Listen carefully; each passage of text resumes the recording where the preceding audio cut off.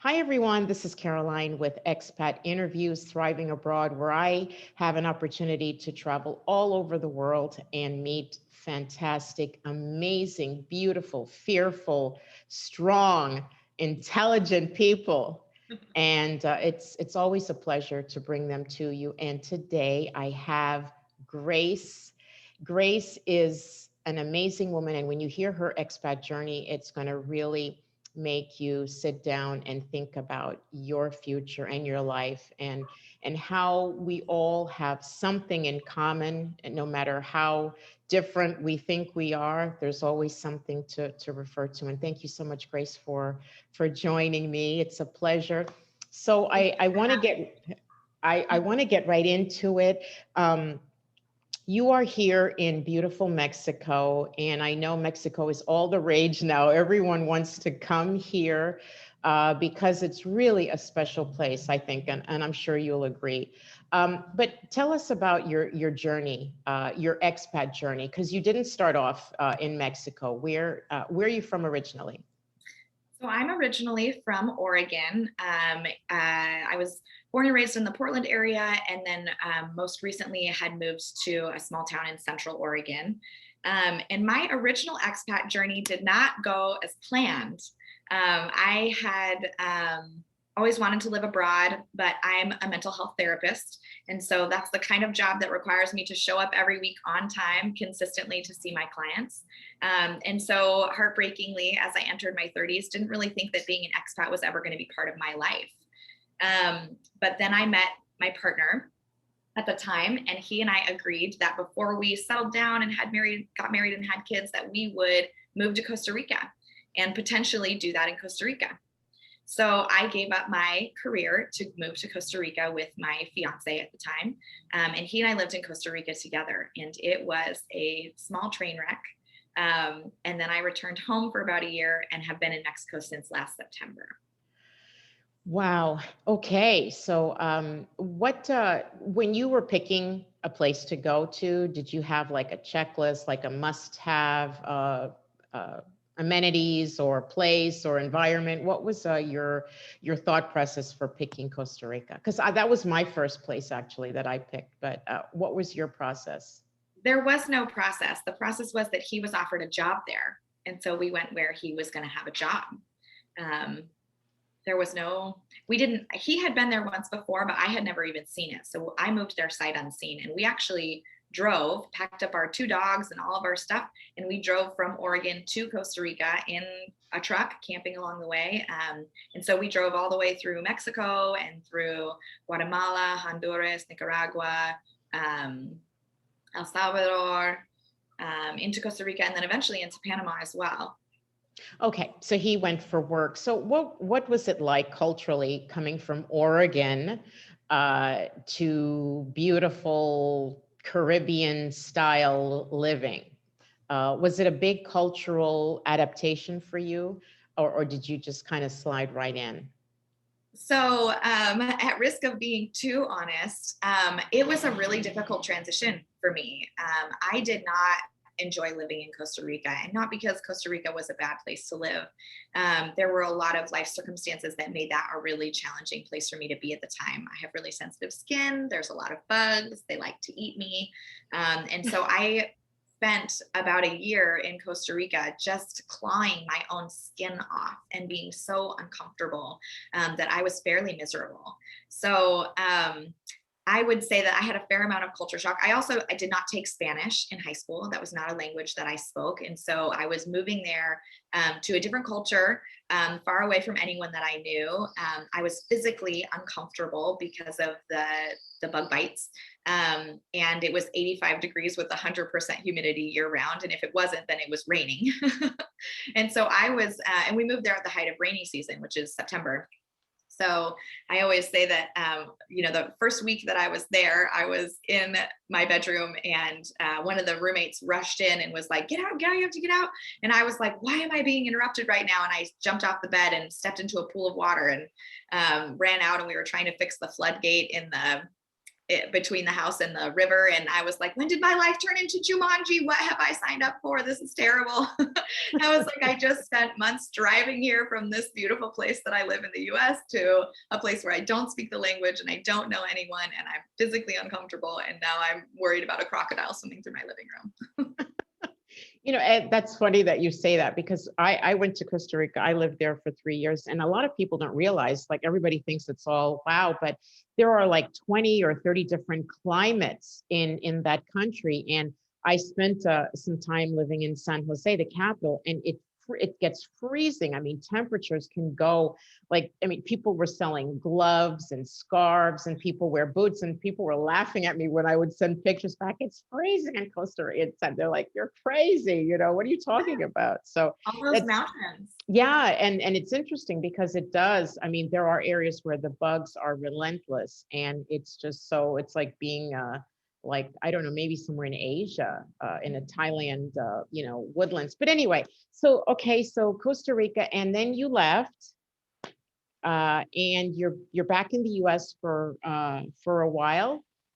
Yes, at that point, I was convinced that I was just not cut out to be an expat. This was not the life for me. I had no idea what I had done. And, at that point, the dissolve of my relationship came about. And I just thought, I'm going to have to go back to my normal little polite life in the States. And that's the end of that. And then COVID happened.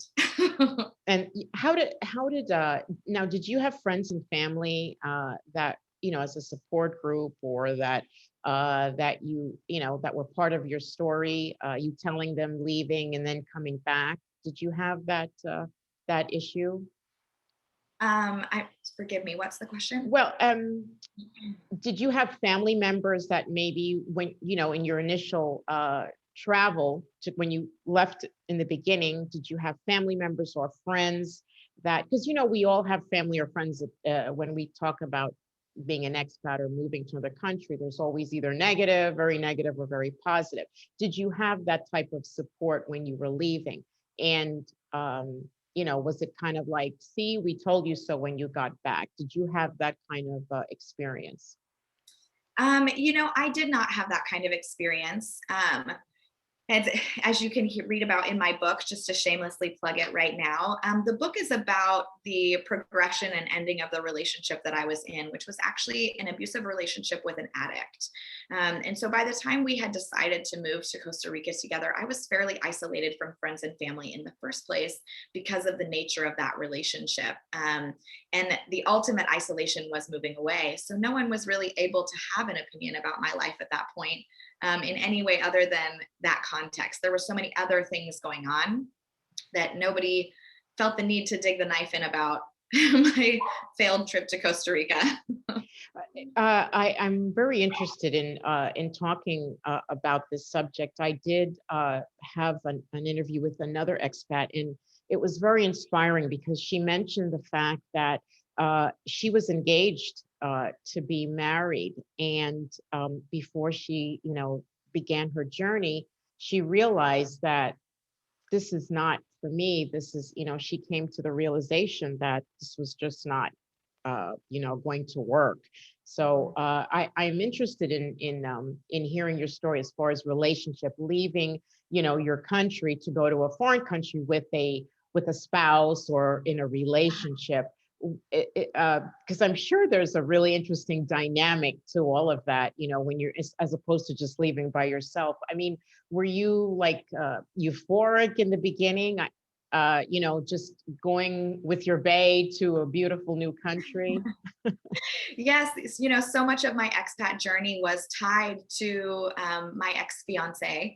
And so it does feel like I can't really talk about my experience of an expat without talking about my experience of him, which is part of why the book is so interesting, because I think our story is really unique. We were together for a year and a half, almost 2 years in the States. And it was obvious while we were together in the States that there was an addiction issue in our relationship. And it was always sort of, oh, it's this job, or oh, it's this thing. And if I can just get some of my stress down, then I won't have to behave in these wild manners.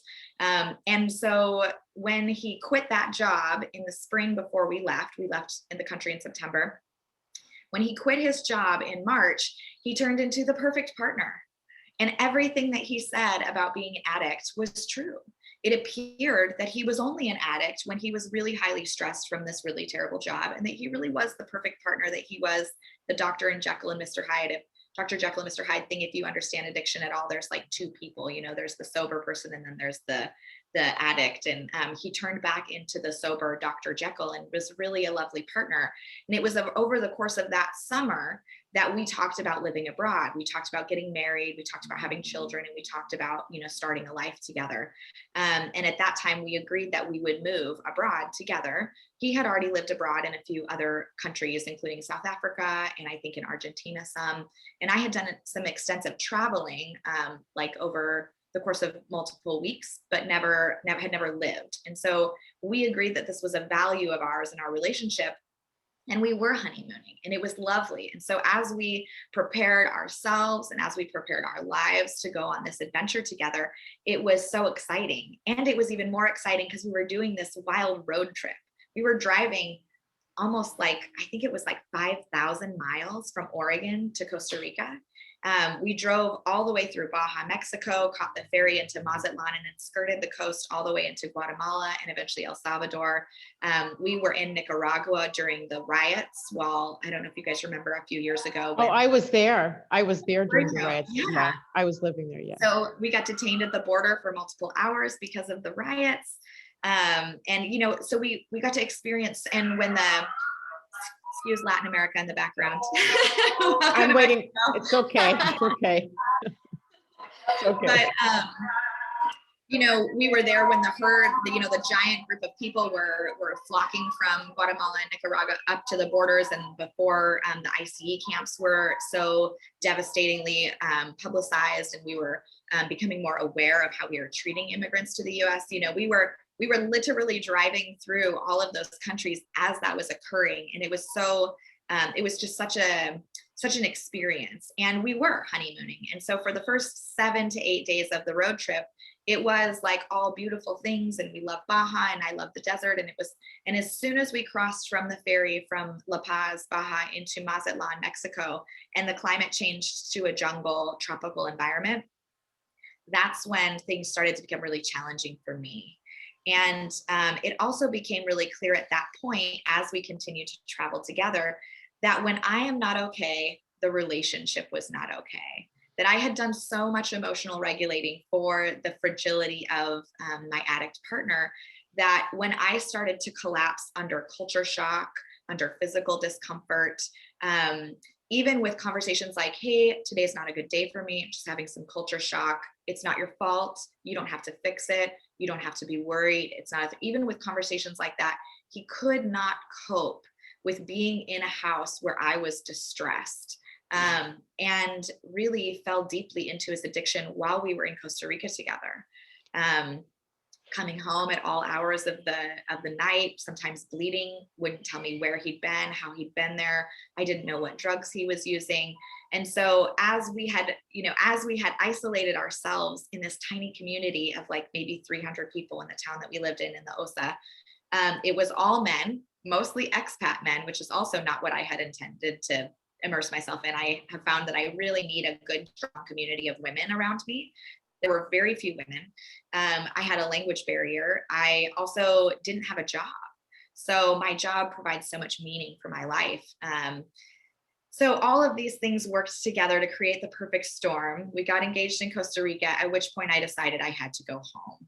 And I had just given up on being an expat. Clearly this wasn't going to work, and I was just not cut out for it. This is a story I had been telling myself. And we moved home and had a wedding in September.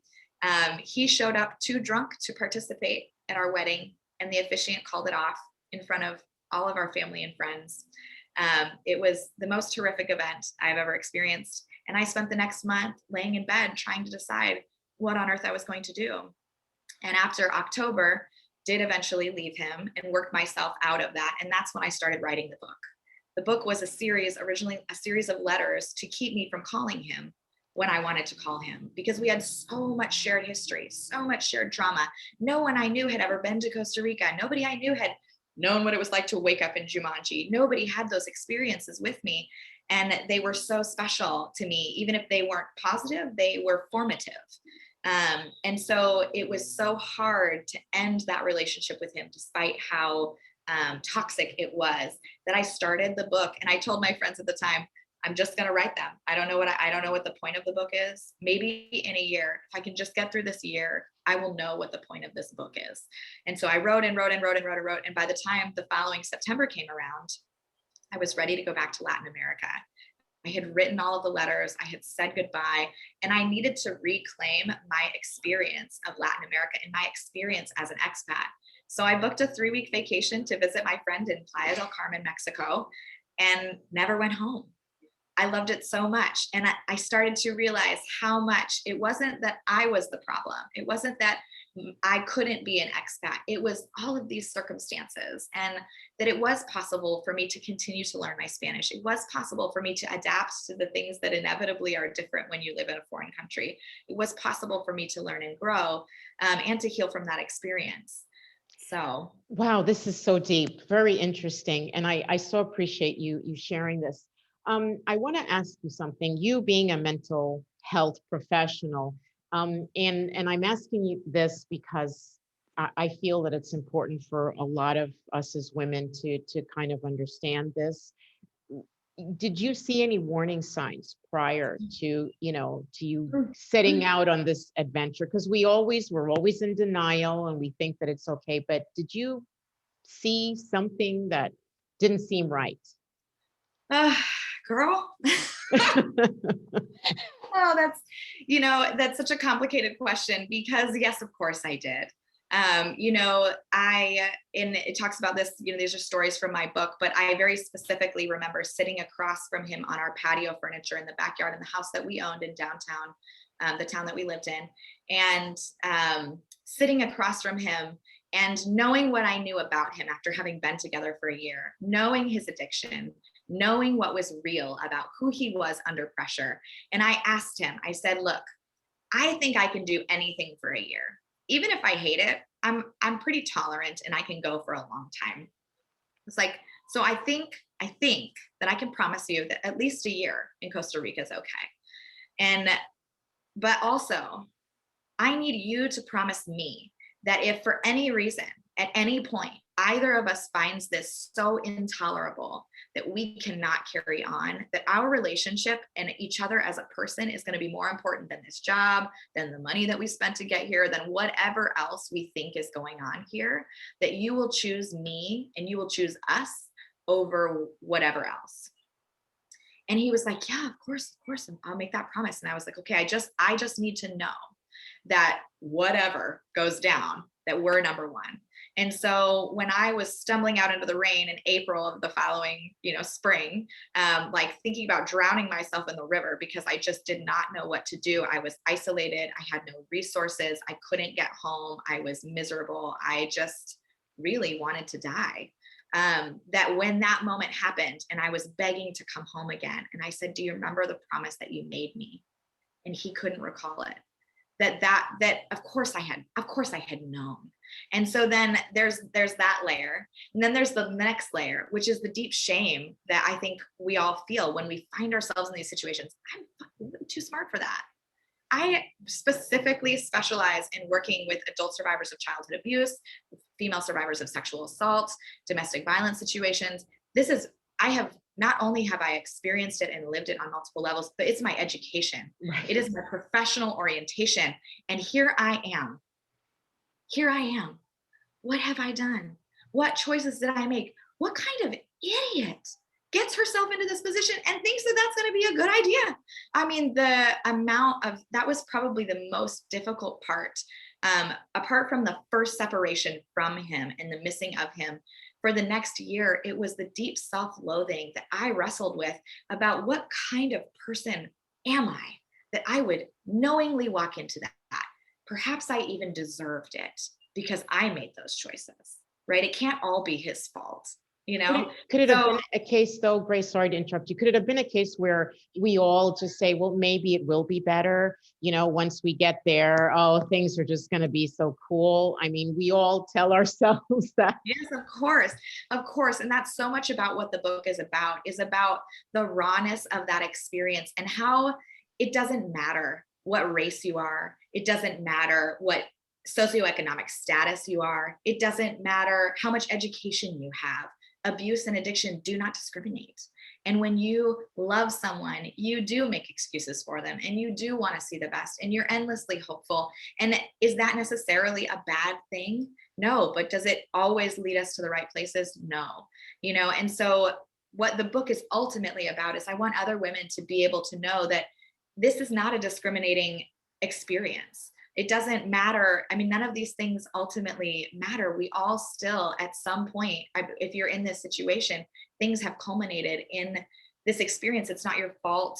It could have happened to anybody. It's not that you're broken or there's something wrong with you. It's just that this is the experience that you're having. And it's so jarring and so disorienting that it's so difficult to make the right choices. And we have to forgive ourselves for the choices that we do or don't make. Wow, you have left me breathless with that. That's a very deep statement, and it's so true. So now that you have uh, readjusted, reset, you hit the reset button, you're in Mexico. What is the experience now? Now you're single, and you're recovering, so to speak. What is the expat experience like for you now this time Uh, around? this time around, it has been such an entirely different experience. And I'm so, so glad that I did it. And again, it was an accident. I was supposed to be here for a 3-week vacation. I was like, I'm coming here. I'm going to write my book. It's going to be 3 weeks and then I'm out.